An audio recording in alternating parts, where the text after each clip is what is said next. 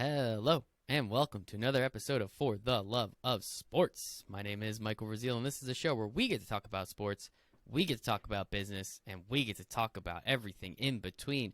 Wherever you're listening, however you're listening, you know exactly what to do. Like and subscribe on YouTube, 5-star review on Spotify, 5-star review, and say something really, really nice about me and my incredible guest today. I have Alex Van Alen. He's the founder of FlingGolf. Alex, how you doing today, man? Hey, Michael. Great to be here.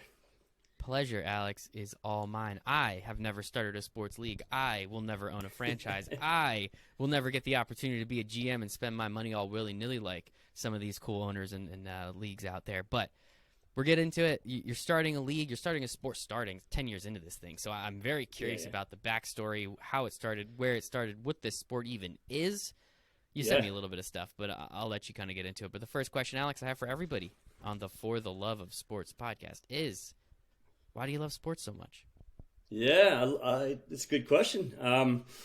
I love sports because I grew up in a very sort of sports athletic oriented family. My dad is a great athlete, sort of natural athlete. And, so he spent a lot of time with us. I have two brothers and, teaching us how to play tennis, how to play baseball, how to play golf, how to play soccer, the whole thing.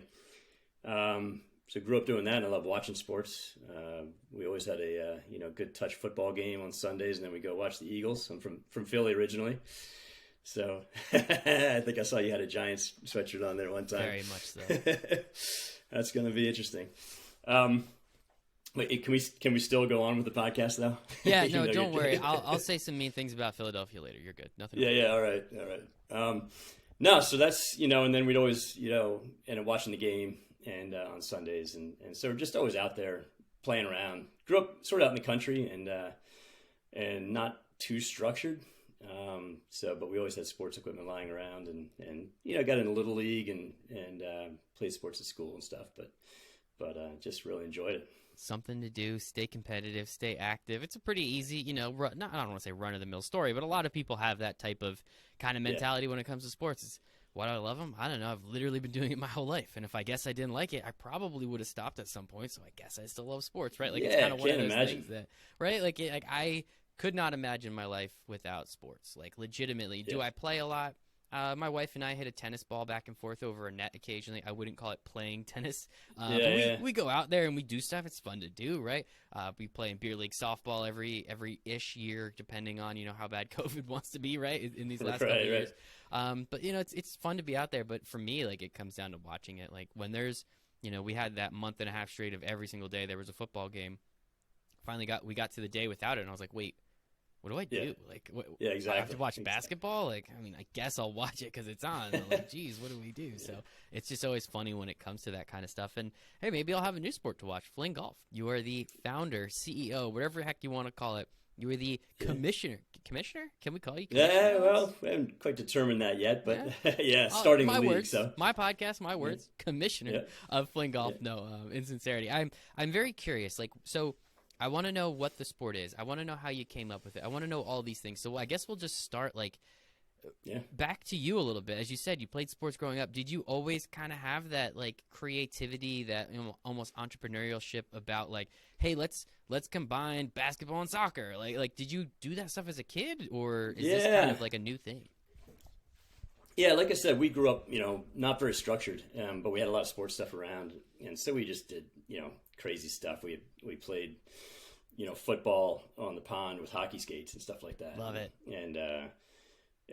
But we did, I played lacrosse in high school a little bit, and grew up playing golf, and so I put those two together, my brothers and I, back on the farm, and we just sort of threw golf balls around with a lacrosse stick. And we were throwing over the pond, hitting trees, counting strokes as we went, and just sort of, playing golf, but with a lacrosse stick and a golf ball.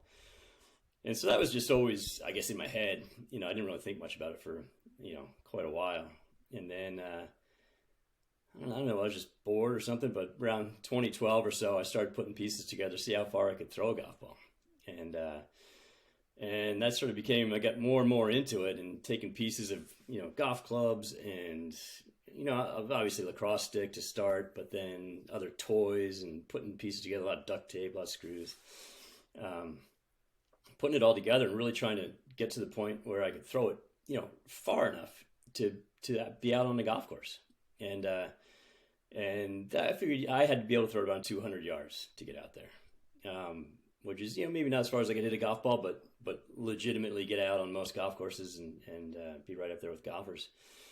And, I went through probably 3 or 4 or 5 months of prototyping, building stuff. And then I came across, things were going okay, like, no, I could throw it like 50 or 60 yards, maybe 70 yards, but no real feel to it. It was just sort of like, you almost might as well throw it. Launching it, yeah. And I came across this thing called a highlight cesta. And have you ever heard of highlight? I have not. It's a sport they play. This started over in the Basque Country in Spain. And they play it down in Miami and Fort Lauderdale, and they played a little bit up in Hartford, I think. But it's actually literally like a wicker basket you put on your hand, but it's got a big scoop. Okay. And it's like racquetball, but you throw a ball against the wall, it bounces, and then the guy has to catch it and then throw it back with the same. It's called a cesta or a basket. And I got one of those, and I started throwing golf balls out of that. And I was like, whoa, I could all of a sudden get some real spin, real distance, but also shape the shots different ways. And I was like, okay, there's some cool old technology in this thing. I mean, literally it's made out of wicker, and it's been around for hundreds of years. So I started noodling around with that, watching some video of highlight, and these guys, they call it the fastest ball sport there is. Like, these guys can throw it 200 miles an hour. Whoa. And yeah, I mean, like as fast as you can hit a golf ball. So it's pretty incredible. So there's a lot of torque and technology in that. And I just started messing around with that and making prototypes with a product developer. See if we can. It ended up basically a mini highlight basket on the end of a golf shaft. So, I want to stop you right there because you're starting to work with other people now. You're starting to build out prototypes. Like, at this point, where was it just like, I'm too far in, I have to keep going, or was the legitimacy starting to kind of bubble in your brain a little bit to be like, this, I could get out on a golf course, I could do, like, it's fun, like when you're tinkering around in your garage, as you kind of said before, but now you're working with prototypes, and now you're bringing in third parties to consult on this. Like, where was your headspace? Where was your mind at this point? I think from the very beginning of working on it, I always thought there was something there, like definitely some kind of sport, something you could, especially once I got the highlight thing going. It was really fun. It gives you like it's like a holy shit feeling when you throw the ball. It like fires out of there, and you wouldn't expect it. And so, that's what we hear when people try it for the first time. They're like, holy shit, that thing flies. And so I sort of felt I believed in it. I believed in the sport. And I was like, if I, could get that 200 yards, I could get really good feel, real good touch, be able to shape it different ways. That I thought there was something there. And so it was a big leap to start paying people to do this thing. And but a little bit at a time, making progress, and it's just the prototyping continued for another year. And then, I was like, okay, if this is going to be a real business, I got to start looking into IP for it. I got to do all this stuff. And it starts adding up, all that behind the scenes stuff. You're really like, am I really doing this? Am I really going forward with this? And, you get a few people to play, a few friends to play, and get the reaction. And just started really believing in it and going with it. It's a small step by small step, especially a sport like yours. Again, FlingGolf. So let's so we understand how you develop this prototype. We understand how you develop the kind of the tool you use, if I may, and like understand that a little bit. So is it, as the name suggests, it's just golf, like disc golf would be, or normal golf would be, just instead of throwing a disc or hitting a ball, you're kind of just throwing it with this new tool you made? Yeah, so it would definitely be closer to traditional golf, in that it's sort of the best way to think of it is sort of snowboarding and skiing. It's a new sport that you play on an old field or an old course, and you can play right alongside traditional golf. So the basis of it is that instead of hitting a golf ball, you play with a golf ball in FlingGolf, but you're throwing the golf ball with what's called a FlingStick. And again, you're able to shape every shot. You play with one stick. You don't have 14 clubs. You can do a flop shot, you can do bump and run, you can do behind the back shot, you can do whatever you want. And so that's really the basis of the game. And then you just sort of get more and more people playing it over the years, and it's becoming a sport. So the first time you go to a golf course, do you tell them you're not gonna actually be playing golf, or like were you like, hey, like you know the people? What is that? Yeah. Like the first time that you're out there, even with prior to building out again that 1 year process and actually building out that initial FlingStick. What do you call it? What's the FlingStick. FlingStick. Yeah. What's that first time like? Like going out there being like, am I going to do this? Like, what are other people going to make fun of me? Like, what's going on? Yeah, a little bit. You're like, okay, they're going to think I'm crazy, but I've sort of gotten over that by What's now. He doing? But the first times you go out there and you're a little tentative. But I'm fortunate to live very near a golf course, and it's actually closed down now. But it was a very sort of cheap par 3. Nice. The guy, the owner, was a fantastic guy who just sit there and smoke cigars, sitting in there watching TV in the clubhouse, and that's my favorite kind of golf course. Give me $10 and you can go out, play 9 holes. So it was perfect for what I was doing. Right, I could go out there and prototype and test things out and keep on trying, to build it out more. So that was a great sort of proving ground for me. That's awesome. But as far as asking golf courses now, it's really, and that's the number one question we get is, well, will either golf courses won't let you do this, or will golf courses allow you to do this? And the answer is yes, they will. I'd say we have about a 98% success rate on players going out, talking to their local golf course, just going and playing. Maybe they don't even say they're playing. They're just going, they'll pay and go play. But there's no reason a golf course shouldn't let you play. You're actually doing less damage to the course. It's pace is excellent. No divots? I was going to divots. say you probably move much faster. You're You're not more shanking accurate every golf. shot. You're shanking just a couple of the shots, right? Yeah. I mean, the beauty of the game is that it's just fun. But the other thing about it is that you can start really quickly. The short game takes a while to get used to and practicing on that. But I can get most people off the first tee comfortably in less than a half an hour. Where with golf, it's it can be months before they feel comfortable going out there. So that's sort of years before people feel years, right? Some people just never get it. But yeah, you can get out there really quickly. So it makes it a lot more fun. It's great to bring, even golfers will bring their kids playing FlingGolf. It's just less stressful in the whole family to get out there, and kids are having a ball doing it. So I love that. I think that's so important, and I think it's such a cool concept, and it's such an easy one, right? Like who among us has not ever picked up their ball and just kind of in jest, in a little anger, just throw the ball, right? Like we've all everyone's done that. And if you haven't, I don't believe you. I think it's that easy, right? So why not just create something that'll allow you to throw it with a little bit more accuracy, with a little more distance, as you said, and allow you to just play golf like that? Because golf is such an insanely hard sport. Like it is easily one of the hardest sports. There's a reason why everyone on earth so many people on earth want to play it. And everyone breaks sticks, and everyone's always angry, right? Like, there's something about that. And if you can just simplify that, I hate golf. I love golf courses. I love golf carts. I love walking on golf courses. I love the atmosphere. I love everything about golf except the actual sport. So if now there's a way that I could probably enjoy it a little bit more, like, you'll get so many more people out there and enjoying the sport. I think it just makes total sense. So you're a perfect customer, Michael. Thank you. You want to be out there. You want to be out there, and you want just a better way to be out there, and that's who we're selling to. Exactly. I don't feel like every third shot having to go find a ball. Like it's not that's not fun to me. And whether it's I don't want to have the time or whatever, I'm not trying to learn.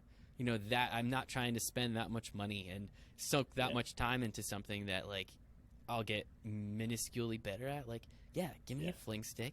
I'll go out there with the boys next time. I'm sure I could drink a couple beers and still drive the cart and still have a good time. That's all I'm looking to do. Just have a good time. Yeah. I think it's pretty easy. Yeah. That's exactly right. And so we get a lot of players that are just like that. They, either they want to go out with their friends who are playing golf, and we get a lot of bachelor parties. Yes. There's bachelor parties are perfect. They get 12 guys out there, and 4 of them can play golf well, and 8 can't. And it's like a you were at the last bachelor party I was at, or something. It's crazy. Is that right? How did you? I've seen it before. So specifically. Yeah. So imagine those 8 guys with a fling stick, right? And those guys are having fun, actually more fun than the golfers. And for the golf course's point of view, they love it because it keeps things moving along. There are no divots. They're not all over the place. They're pretty much right down the middle. Keeps everybody happy, and so golf courses are been very accepting from that point of view. I love it. So I'm curious, like that's the sport. It's pretty, once you kind of explain it, we got through that in about 10 minutes. It's pretty understandable why you built it, how you built it, what you're doing, how you get the courses.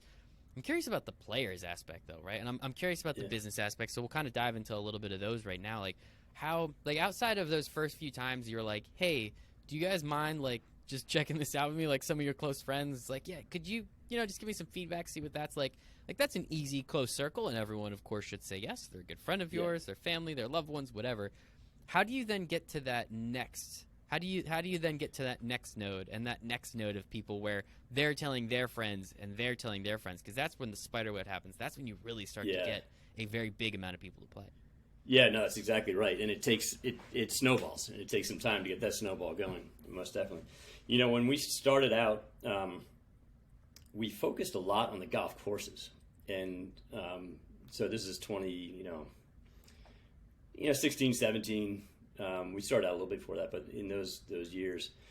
And golf then was really struggling. So pre-COVID, golf was really struggling. It was, talking about the death of golf, and courses were empty and closing. I think 200, 250 courses a year were closing in America. So they were all ears. They were like, yeah, if this can get more kids out, especially, more young players out, they were all ears. And so we focused on that a lot. We also knew they were really the gatekeeper, right? We had to make them happy. If it started off badly, it was going to be hard to recover. And so we spent a lot of time. We partnered with the National Golf Course Owners Association. They were super supportive of us. Work with the National Golf Foundation, even the PGA, because the PGA pros, the golf courses, they need to make their living as well, and they make it, off the rounds or balls sold or whatever. So we had a pretty good audience from the sort of golf industry, not the equipment industry, but the golf course industry side of things, and really spent a lot of time, money, traveling, going to trade shows, going to conferences, to educate them and get them up to speed on sort of where we were going with this. And that, a lot of them bought sticks. And so our sort of initial player growth was, people at golf courses, people that were coming, a guy and bringing his kid to play, bringing his wife to play, or wife bringing her husband to play, or whatever, grandparents bringing their grandkids out to play. So that was our sort of first shot at the players, so to speak. Obviously, we're an e-commerce company. We're still almost entirely e-commerce, and sort of working to remain that way for a while anyway. So we've done a lot of advertising, Facebook advertising and social media growth like that. But jumping forward a few years, go ahead. I was gonna say influencer marketing. I'm curious, and that might be in this few years, so you can answer it through that if you'd like. Yeah, that's a good. We haven't done a ton of that, but actually I was listening to your most recent podcast with the Maddox from Villanova, so I was interested in that because that should certainly be in our portfolio there. But we did, we got to a certain point. We were doing YouTube stuff, and we got to a certain point where, I should say, the first big break was. Shark Tank gave us a call. Nice. And the casting director's boyfriend had seen it being played on a course in California. Where are you from? Took a video of it. Where are you from? I'm from Philly originally, but now north of Boston. Okay, so what I wanted to do there was understand. So you're over here on this side of the country, and the game made it all the way out to California in just a few short years, where someone somewhere was able to see it and then allow you to then come on a Shark Tank. Like that's some fork in the road shit that I like to point out. No, exactly. Important. And I'll tell you the reason that was able to grow nationally was we really did focus on the lacrosse world for a little bit, for a year or two. It was a growing sport. It was a young sport. I mean, it's an old sport, but a lot of young people playing it. So we focused on that, and I think that's sort of what help spread it nationally, because there's, lacrosse is, it used to be an East Coast sport. Now it's like big in Colorado, Texas, California, Florida. So a lot of places we want to be, and I sort of had a background in lacrosse too, and some connections there. So that helped grow the player base out there. And I think that's what led to the, to the casting director's boyfriend seeing it in California. So he shot her a video. She did some research on us and then called up, or she shot an email out to us, and it was almost like, oh, this is a fake email. Like, almost didn't even answer it. Yeah, that's a scam. Right. Yeah, Grandma, no, that's a scam. Just delete that one. You don't have to worry. Right, get 100 emails a day. Like Shark Tank wants you to, like, okay, whatever. But opened it, and that was great. That was sort of first big national TV opportunity, and that was an experience. I mean, that was a really cool experience. Really hard work to get on. They didn't just call and say, "Do you want to be on?" They said, "Do you want to apply?" And so we had to go through that whole application process, and that was,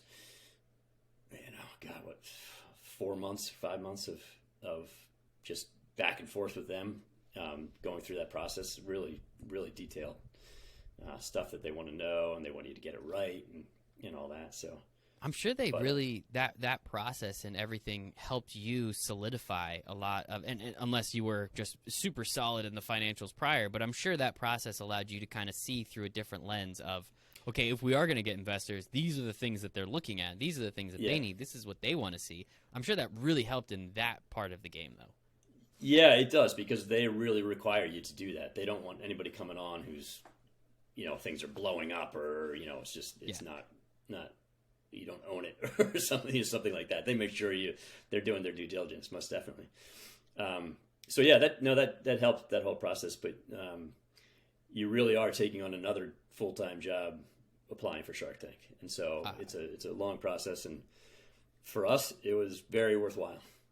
Oh, I can only imagine. Did you get an investor? So here's the funny little secret about Shark Tank. It's not so much of a secret, but you don't, just because you shake hands on the show, it's really the beginning of due diligence for them, and for us. You don't know who, you don't necessarily know who all the sharks are going to be when you come out. They don't know anything about you. They really don't. They're totally going from zero.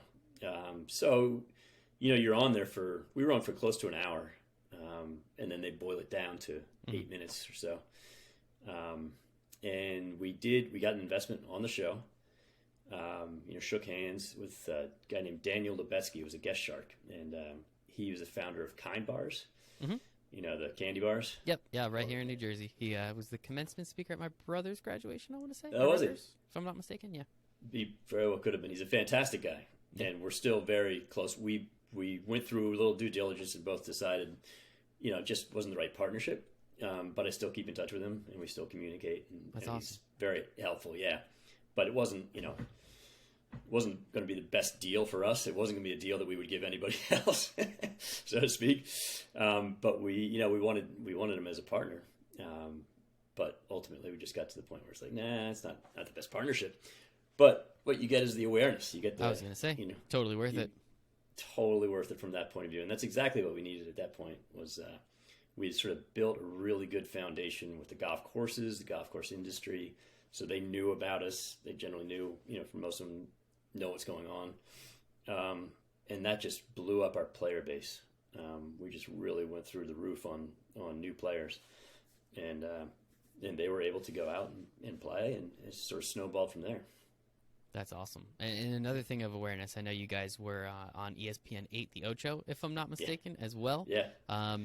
Curious about that, right? ESPN 8, for anyone that's paying attention, and in the middle of August, if you're not just kind of sitting on your TV on a random like Tuesday or Wednesday, ESPN 2 turns into ESPN 8, the Ocho, kind of the joke from Dodgeball, where they then take just like, and I apologize, that's kind of the weird, tricky part about this, right? Like they take like almost like fake sports and like they just throw them on, and it's like some guys doing like magic, and there's cup stacking, and there's, I think everyone knows slippery stairs, if I'm not mistaken, that one that's always hilarious.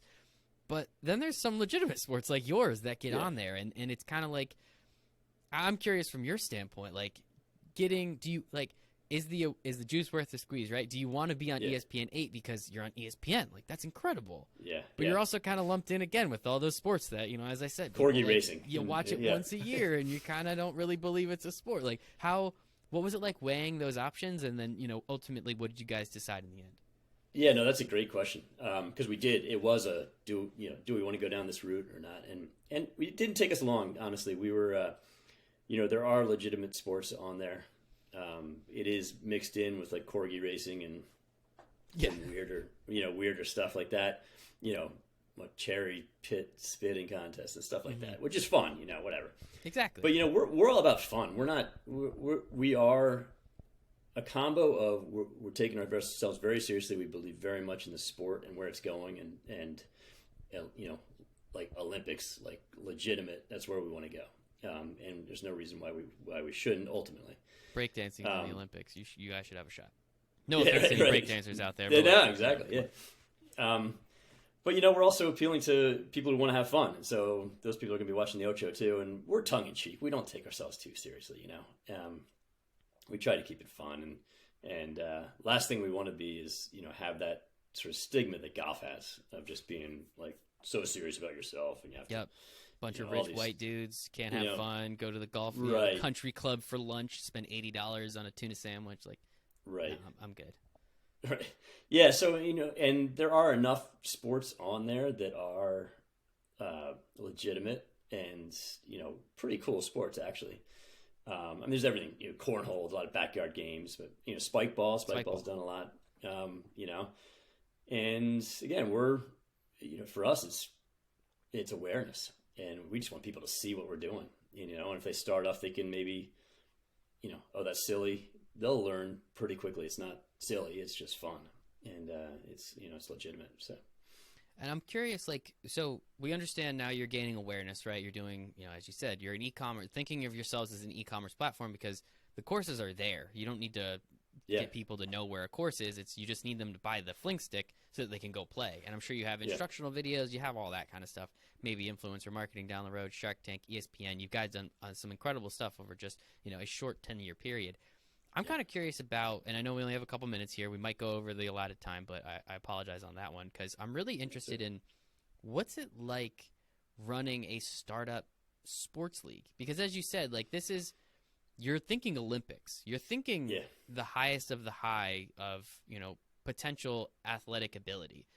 Yeah. I assume that means majors. I assume that means you have events, or if you don't have events, you're going to have events. What are the things that go into starting, founding, and expanding upon a legitimately new sport that you're now trying to, again, be the commissioner of? Yeah. No, it's a lot. There's no question. It's a lot. It should be. Look at what Roger Goodell does. Dude deserves the $40 million he makes a year, right? Yeah, right. But it's I'm kidding, but whatever. Yeah, it's a lot. I mean, you're always pushing things along. The way I work is I take a visionary leap forward and then I backfill to get to where the vision is. And you sort of have to do that because otherwise you're just sort of floundering around. So we started this league really last year, and we were considering it before COVID. COVID shut us down. Just we were like, and then it was actually okay because our player base really grew over COVID. And then when we were finally able to get everybody back together, we had our first event, which is the one we filmed for ESPN. And then we had another one last year, and that really kicked us off into, they went so well attended, such great people and great community, and such great awareness and attention for us that we have a 5-stop tour this year. Hell yeah. We're doing San Diego, Delaware, Virginia, New England, and West Virginia. West Virginia. I was going to say they golf a lot in Arizona, but West Virginia, I'm sure there's some nice courses there too. That works. Yeah, definitely. So it's cool. So we've got, our ranked players, and that's really growing a lot of interest in the game as well. So we're sort of doing this.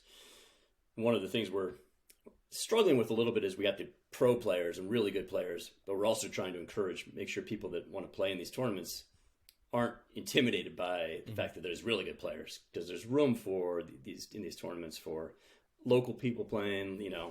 We're going to have 20 people flying into San Diego, but there are going to be a bunch of people in San Diego that maybe played for a little bit. They're going to get to play with the pros, see how learn some techniques and all that. So it's we're trying to cover that whole spectrum right now. Mm-hmm. Yeah, Pro-Am. Golf does that very well, right? You get Yeah, Tony Romo and Chris Berman playing alongside Hideki Matsuyama. Like, it's pretty cool to see kind of that. And it also puts everything in perspective for, you or me sitting on the couch and watching. I guess from that perspective then, so you're building out tournaments, like how do you guys make money? Is it simply just by selling these sticks? Is now that the tournaments are involved, is there prize money involved for these pro players? Is this their full-time job yet? Is that their goal? Like, what? I'm kind of curious on that aspect of it too. Yeah. No, it's not their full-time job yet, although some are definitely going that way. Love it. And the key for us is we're selling money or making money selling the sticks, but sponsorships. And that's the sort of driving force right now is for both the players and the league, get that attention out there and get sponsors. So I have to assume they're mostly non-endemic, right? Because the endemic sponsor would be the person that makes the sticks, and that's you guys. So it's kind of hard to sponsor exactly. Event. So like, what type of sponsors are you guys looking at to like? Are you going after the Callaways of the world, or are there other things that you guys are looking at to? Yeah, not so much the Callaways. More, we're more interested in. I mean, look, if Callaway wants to give us a call, I'll ask we'll my answer friends. the phone. Yeah, if I can connect you to anyone, Alex, we'll answer for sure.